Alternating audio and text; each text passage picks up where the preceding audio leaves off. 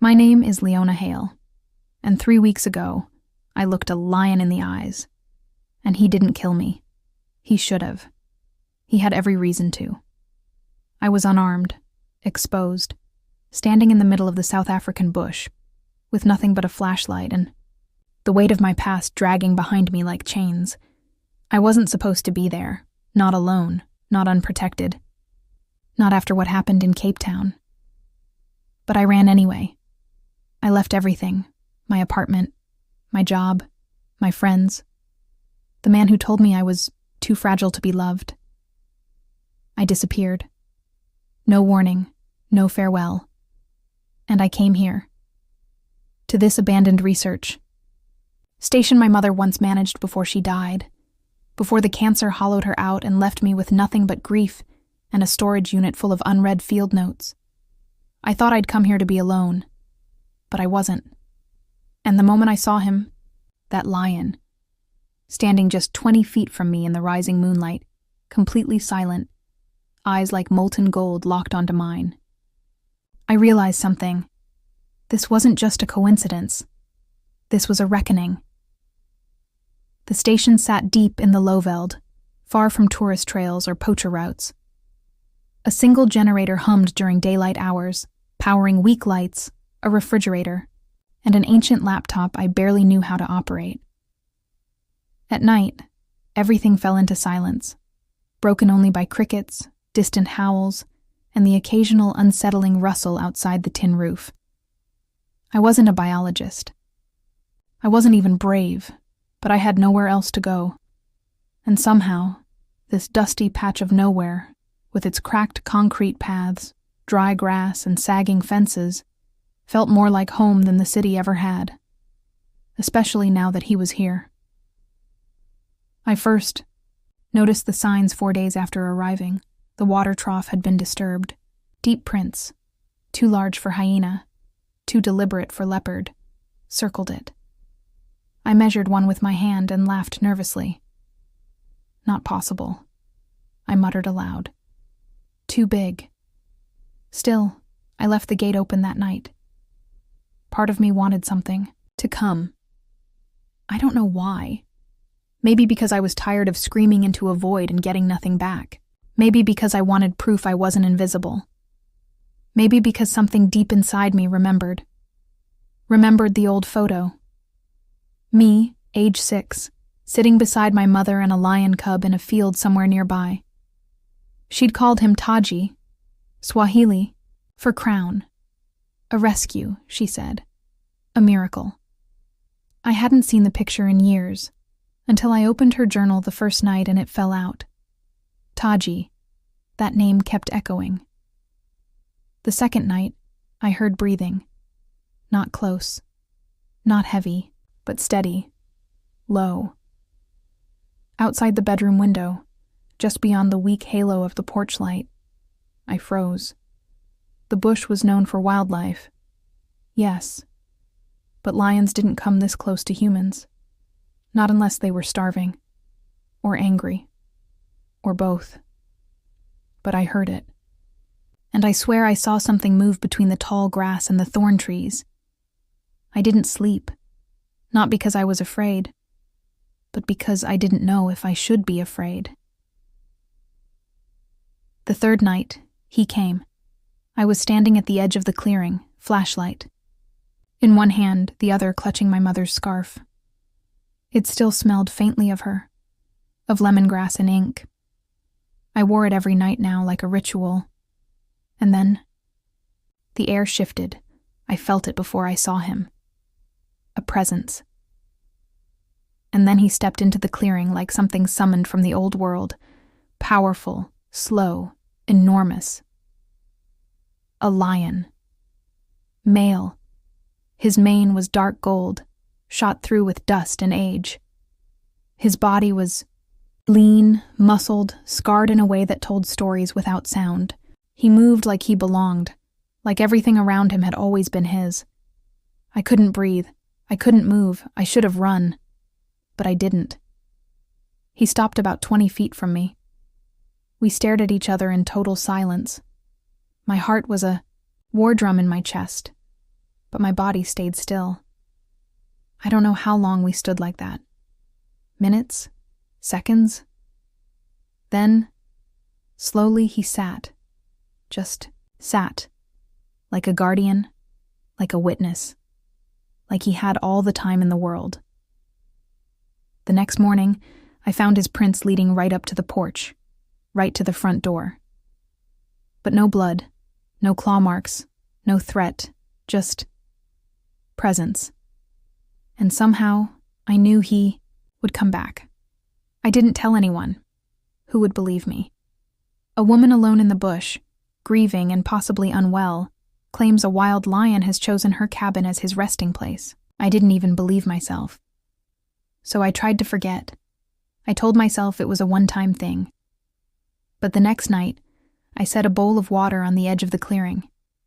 He returned at dusk, drank slowly, never looked at me, but never turned his back either. By the 5th night, I was sitting outside on the steps with a mug of tea, waiting. He came, as if on cue. He walked past the fire pit, paused near the thorn bush, then settled on the warm earth 5 paces from where I sat. I didn't speak at first. Then, without knowing why, I said aloud, I left because I couldn't breathe anymore. His ears flicked. I let someone take everything from me, piece by piece. Stillness.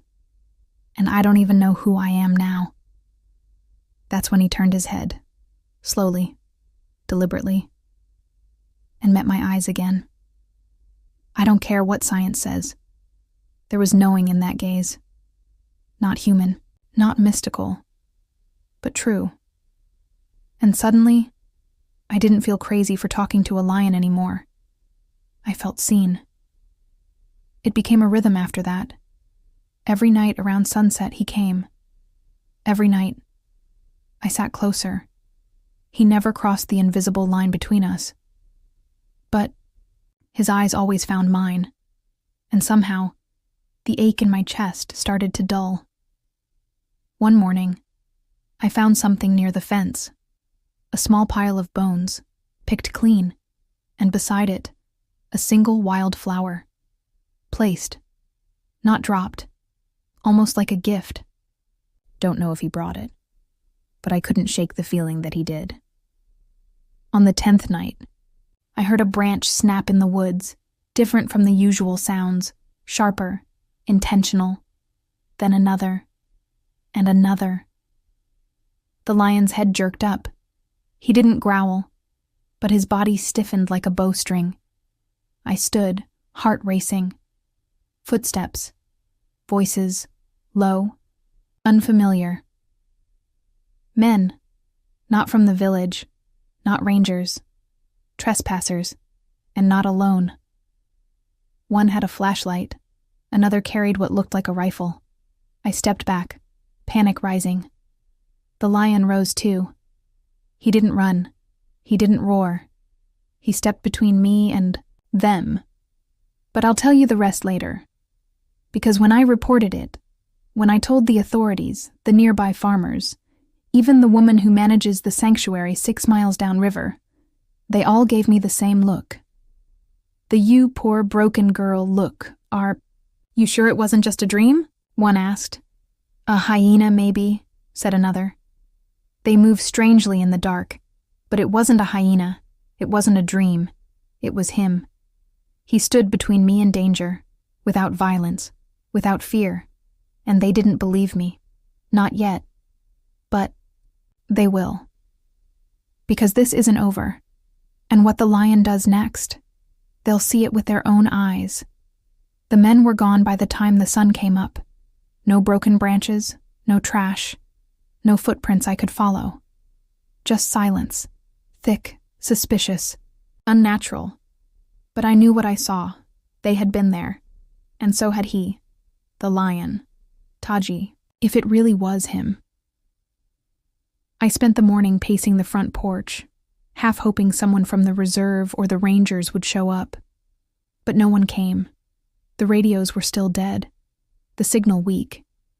Even my satellite phone gave me nothing but static, That day, that left me alone with questions. And the lion. He didn't return that night, nor the next.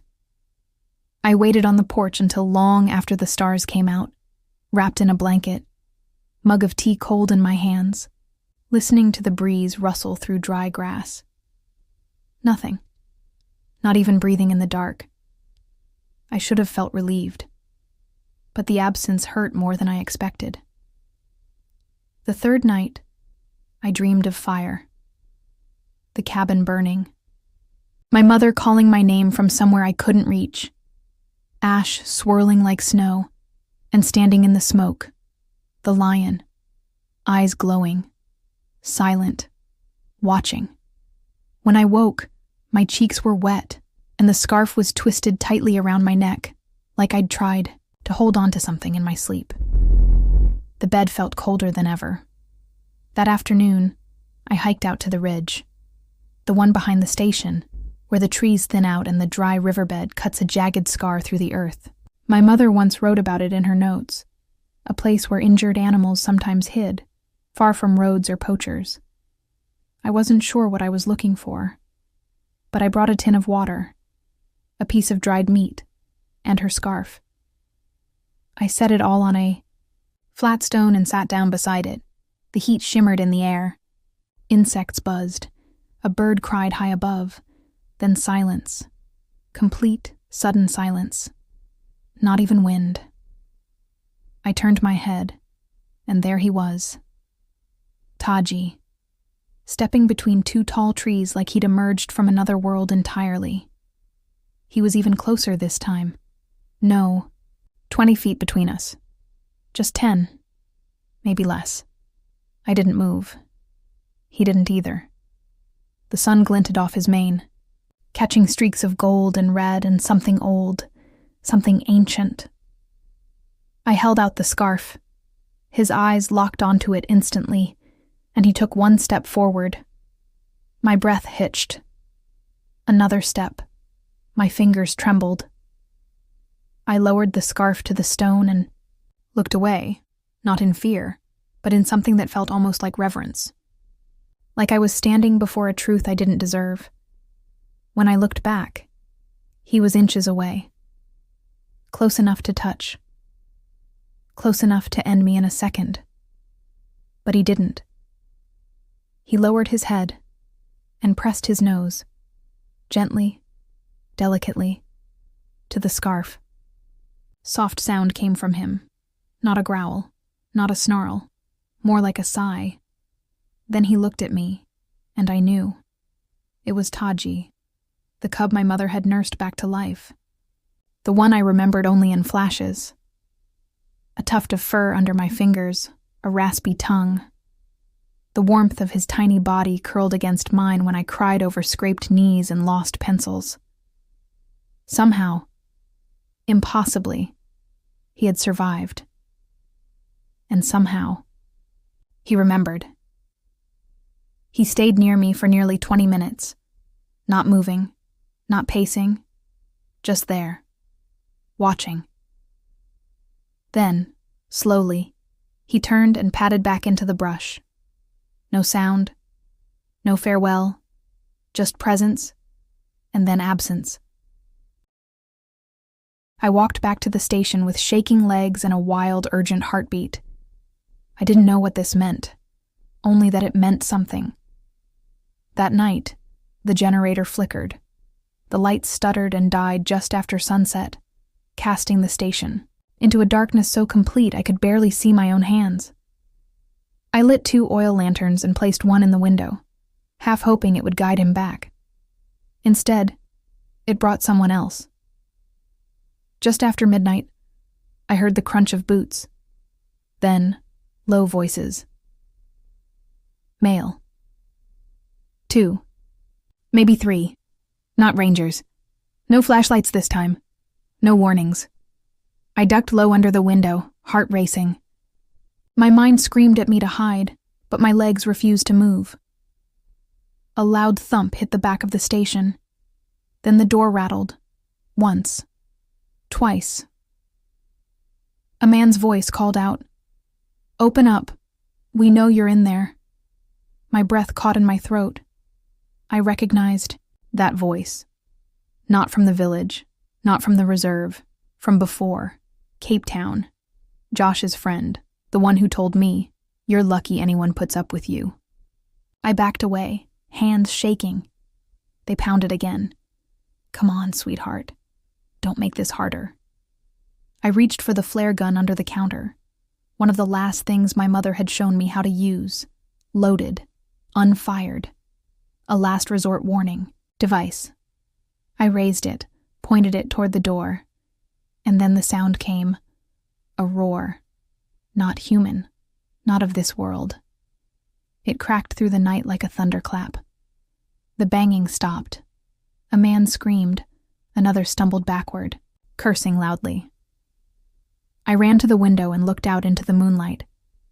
And there he was, Taji, standing tall and massive in the clearing, mane rippling like fire in the wind, body tense and unmoving. His roar still echoed off the hills. The men were already backing away. One dropped what looked like a pipe or a bat. Another fell trying to run, scrambled to his feet, and disappeared into the trees. None of them looked back. Taji didn't chase them, didn't need to. He stood his ground, and then turned to face me. Our eyes met through the glass. I didn't cry. Not yet. I simply whispered, "Thank you." He blinked once, then walked back into the shadows. The next morning, I contacted the Rangers. This time they listened. Not because of the break-in, not because of me, but because of what the men said after they were found and detained. Something was out there. A lion, I swear. But it wasn't normal. It stood like it was guarding her, like it knew her. Nobody had believed me before. But now the story was out. Now they had seen it too. Not just a lion, not just a wild animal. Something else. Something impossible. And yet, real. They started calling me the Lion Woman, whispers in town. Quiet stares at the outpost gates. A mix of awe, curiosity, and doubt. Always doubt. Because even after the break-in, even after they heard the roar and saw the giant shadow standing in the moonlight, no one wanted to admit what had truly happened. No lion would act that way, they said. Too close to humans. Maybe she trained it. They didn't understand. I didn't train him. I barely remembered him. But he remembered me. And every time I broke, he was there. The first time it happened was the morning after the break-in. I had tried to act normal, had made myself coffee, swept the floors, patched the scrape in the back fence. But I was shaking. Every sound made me flinch. Every memory clawed back into my mind, raw and loud. The scar on my wrist itched, the one I'd told no one about, the one I got when Josh grabbed. My arm hard enough to leave bruises that took 2 weeks to fade. He never hit me. Not really. That's what I told myself. And that's what made it so much worse. By midday, I was on the floor in the hallway, knees to chest. My mother's scarf clutched so tightly in my hands I thought I'd tear it. I cried. Hard, messy, silent. The kind of crying that doesn't want to be heard, only felt. And then, the knock. Not at the door. At the window. Soft. Careful. I pulled myself upright and turned slowly. Taji stood there, not threatening. Not wild, just present.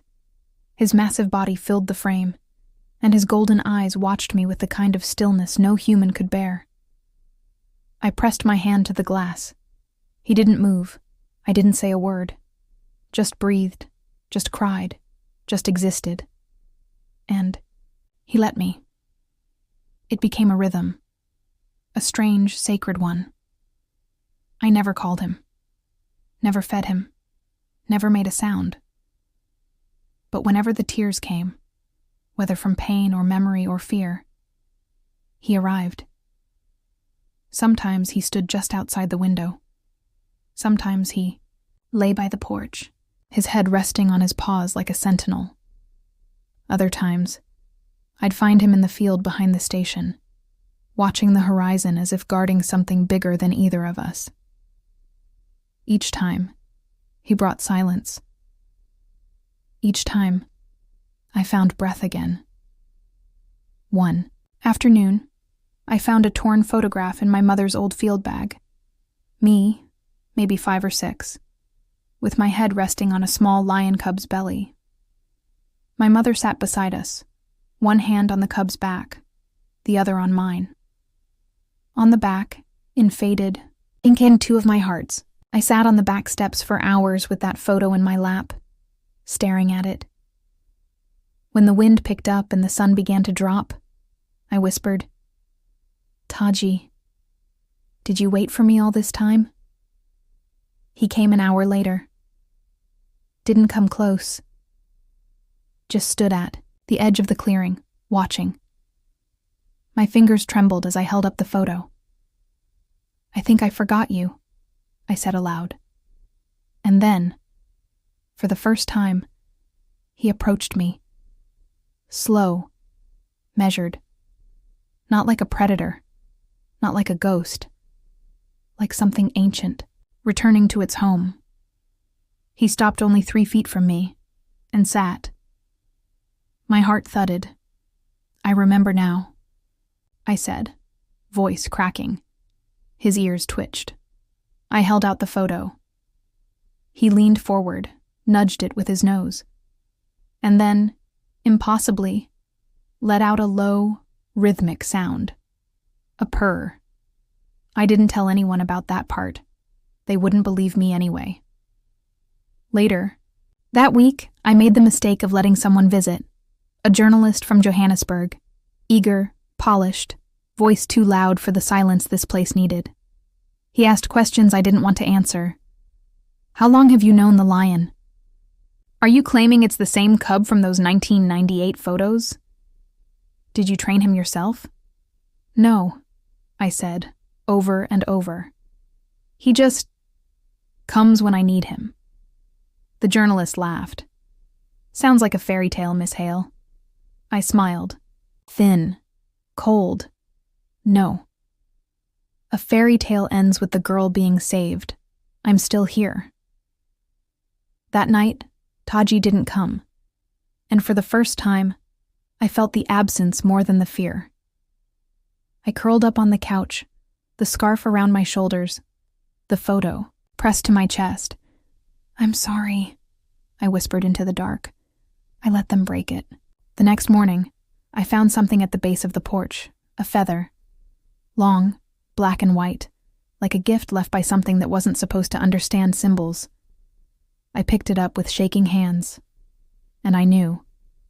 He had come. Just not close. The Rangers returned 2 days later, armed, suspicious. "The lion's been spotted too close to the perimeter," they said. "Could be dangerous."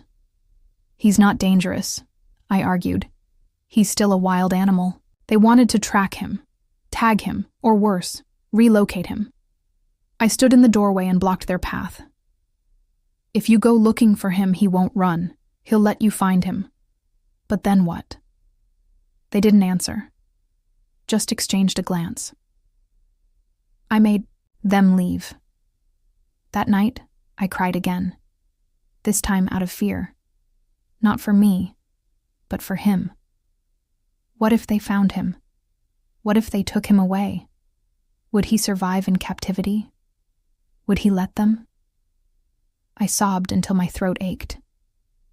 And when I finally opened, my eyes, the moon high above, I saw the shadow. He was there, closer than ever, head bowed, shoulders still. I crawled toward him on hands and knees, heart raw and exposed. He didn't move, didn't flinch, just lowered himself to the grass and pressed his head gently against mine. No claws, no growl, just warmth, just trust, just home. And in that moment, I knew. This wasn't just about survival. It was about return. About something broken, reaching for the piece it had lost, and finding it, even years later, whole again. They're sending a team. That was the first thing Ranger Tomas said when he climbed out of his dusty Land Cruiser, one boot hitting the gravel like a warning. A team? I asked, already cold. For what? The Lion. Word spreading. They think it's a security. Risk now. I stood on the porch, arms crossed, heart pounding. He hasn't hurt anyone. Yet, Tomas said. But it's just a matter of time. People aren't supposed to live side by side with predators. I stared at him. People aren't supposed to shoot what they don't understand. He flinched slightly. They won't kill him. Just relocate. But we both knew that wasn't true. Relocation meant sedation. Sedation meant control. And control never worked with wild things. Not ones with minds like his. Not with Taji. The next 2 days were a blur of unwanted voices and vehicle engines. The HER team arrived in khaki vests and mirrored sunglasses, rifles slung like fashion accessories, radios squawking with codes I didn't understand. They didn't ask for permission. They took control. They set up cameras, checked prints, marked areas for traps. They laughed when I tried to warn them. He's not a regular lion, I said. He watches. He thinks. One of them, a younger guy with a shaved head, chuckled and muttered to his partner. She talks about him like he's her boyfriend. I didn't respond. What could I say? That I once fell asleep with his breath warming my shoulder. That he knew when I was about to cry, sometimes before I did. That I hadn't had a nightmare in weeks because I knew, without a doubt, that if something tried to hurt me, he would be there? No. They wouldn't believe that. No one did. On the third night, I tried to find him. I waited until the others were asleep, or at least pretending to be, then crept out into the clearing behind the station. The moon was sharp and pale. The wind carried the smell of dust and rain. Taji, I whispered. Nothing. Taji, please. Still nothing. But I could feel him, somewhere in the dark. Watching. Waiting. I held out my mother's scarf like an offering. They're going to hurt you, I said, voice trembling. Unless you leave. Unless you run. I felt ridiculous. Begging a lion to run from humans. But the air shifted then, and from the edge of the woods, a shadow emerged. He stepped out slowly, silently, like a ghost made of muscle and memory. He looked at me, and I broke. I don't want to lose you again, I said, barely able to breathe. Please, you don't have to protect me anymore. But he didn't blink, didn't move. He just stood there, a force of calm and power that no trap could contain. And I understood then, he wasn't going to run. He never had. The team found his tracks the next morning. They grew excited, said they'd have him by sundown. I locked myself in the cabin. By late afternoon, clouds rolled in, thick and gray, low to the earth. The air crackled with tension. The traps were set, rifles loaded. One of the men smirked and said, "Let's see how clever this king really is." I watched from the porch with shaking hands, my scarf clenched in a fist, the photo of me and Taji curled in my jacket pocket. Tomas stood beside me, quieter than usual. "You still think he'll come?" he asked. I nodded once. He always does. At dusk, the radio chirped. Movement near camera 3, then near the east fence. They scattered into positions, excitement buzzing like electricity. I stood by the porch light and waited. Prayed. It happened, fast. One moment, silence. The next, roar. Not a warning. Not a bluff, a declaration. It rolled over the clearing like a storm wave, deep, guttural, ancient. The men froze. The cameras blinked out. Radios crackled. Then from the tall grass, he emerged. Taji. Every inch of him roaring with power. He didn't run, didn't charge. He walked, deliberate. Straight into the clearing, past the traps, through the spotlight. Not a single dart fired. He stopped 10 feet from the porch and turned, his head slowly to me. Our eyes met. He sat down, as if nothing in the world could move him. One of the men stepped forward, raising his tranquilizer rifle. "Don't," I shouted. But the barrel lifted. Taji didn't move. He just watched, like he dared them. Tomas stepped in front of the man. "Lower it." "What?" I said, "Lower it." Tomas barked. The man hesitated, then obeyed. The clearing fell silent. Again. No one moved. No one spoke. They all just stared. At him. At me. At the impossible reality they couldn't explain. Later, when they packed up their gear, no one laughed. No one called me crazy. They didn't say much at all. Taji had made sure of that. He hadn't attacked. He hadn't even roared twice. But the message was clear. This isn't your ground. This isn't your girl. Leave. And they did. That night, I sat by the fire pit, the scarf around my shoulders, the photo in my hand. Taji lay nearby, stretched out on his side, tail twitching slowly. I looked at him, heart too full for words.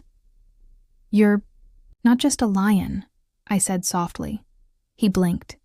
"You're my history, my grief, my memory, my miracle." He rose, stepped toward me, and rested his massive head gently against mine.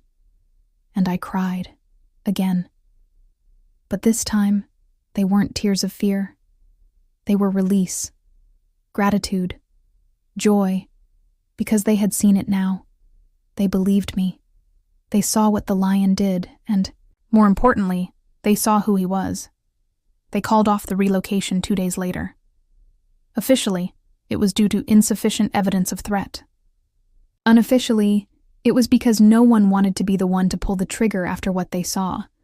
The video footage from the motion cameras was deleted mysteriously. But it didn't matter. The lion had spoken in a language older than policy, older than fear. A language made of presence and patience, of unblinking eyes and perfect stillness.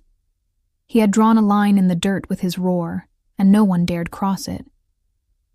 I stayed. Of course I did.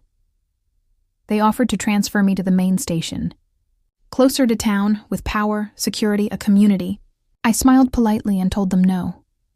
This place wasn't just where I had ended up. It was where I had finally become. Taji visited less frequently after that. He no longer stood guard each night, no longer arrived at every tier. But he still came. Random days, quiet afternoons, always without warning, without sound. I would be sorting old papers, sweeping the porch, or writing notes in my journal. And suddenly, I would feel it. That shift in the air, that pull, and he'd be there. Not for comfort now, but for companionship. Not because I was broken, but because he remembered who I was before I shattered. One day, I followed him. I don't know why. He turned to leave, and instead of watching him disappear into the brush like usual, I stepped into his trail, barefoot, careful, quiet. He didn't stop me, didn't look back, just kept walking. Slow enough that I could keep up, like he had expected me to follow all along. We walked for what felt like hours, through dry riverbeds, thorny trails, up a ridge I'd never dared to climb before, and at the top, I saw it, a hollow, wide and open, nestled in a circle of acacia trees, shielded by stone and brush, a den. Bones lay scattered nearby, fresh tracks, a familiar scent, Taji's home. I stood at the edge, heart thudding. He turned to me finally, sat, waited. I stepped closer, saw the shallow pit where he slept, a spot worn smooth by time, and in one corner, barely visible, a faded strip of cloth. Purple. My mother's favorite scarf. I gasped. Taji lowered his head as if in memory or reverence, and I understood then. He had never really left. Not when she passed, not when I disappeared into the city, not even when I forgot him. He had watched, waited, stayed. And now, he was showing me that he hadn't just been protecting me, he had been protecting everything we were. We sat in that hollow until the light faded. He left before sunset, silent as always. I walked back in the dark, heart full, feet dirty, mind clearer than it had been in years. The seasons changed. The grass grew brittle. The rains came late, but the station thrived. I rebuilt the garden, repaired the fences, archived my mother's journals into neat, weatherproof boxes. I started writing, too, a book maybe, or something like it, about memory, about wild things, about love that doesn't need words or time to survive. People came to visit sometimes. Scientists, conservationists, curious tourists. They never saw Taji. I never tried to summon him, but I told them the story, showed them the picture, let them read my notes, if they asked gently enough. Most nodded politely. Some smiled, touched and disbelieving. A few left quietly, like maybe they'd seen something move in the tall grass on the way out. But no one argued anymore. No one called me crazy, not after what the lion did. And then, one morning, everything changed. Woke early, before the sun, to birds scattering an alarm. Something was wrong. The silence was too deep, too deliberate. I stepped outside barefoot, scanning the horizon, and then I saw them. 3 men, poachers, heavy packs, rifles, moving fast. One spotted me and raised his weapon. "Stay back," he barked. I froze, heart racing, but I didn't run. Instead, I turned my eyes to the brush beyond the fence and whispered, "Taji, please."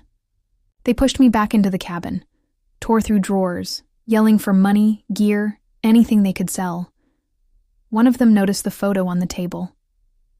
"That your pet lion?" Laughter. I didn't answer. They didn't care. Outside, a radio crackled, then static. "Move!" one shouted to another. "We're not staying long." Then, from the back of the house, a crash. Wood splitting. Something massive hitting the ground, followed by a growl so deep it rattled the glass. Everything stopped. The man near me dropped his gun. Silence. And then, a shadow filled the door. Taji, towering, golden, eyes burning. But he didn't lunge, didn't roar. He stepped into the room. The poachers backed away like children. One whispered, "No, no way." Taji stood between me and them, still as stone. And then he did something I will never forget. He turned his body, angled just enough to push me behind him. Not threatening, not aggressive, but clear. The message was unmistakable. She is mine, not as possession, but as purpose. The men ran, all of them. One tripped on the step, screaming into the dirt. The others disappeared into the trees. And Taji? He didn't chase. He stood still, waited until the last of them vanished, then turned to me and pressed his head into my chest. I sank to the floor and sobbed into his mane, not in fear, but in relief, because it was over. Really, truly over. The authorities came that afternoon, tracked the poachers, confiscated their gear, offered me protection again. I declined. "I already have it," I said. Taji came less after that. Not gone. Just fading. Like a chapter turning. Like a king stepping back into the forest once his work was done. I still see him sometimes. At dusk, at the edge of the tall grass. Watching. And I smile. Because I'm not the girl who ran anymore. Not the girl who cried herself to sleep or begged for love from those who never deserved it. I am the woman the lion stood for, and that will never leave me.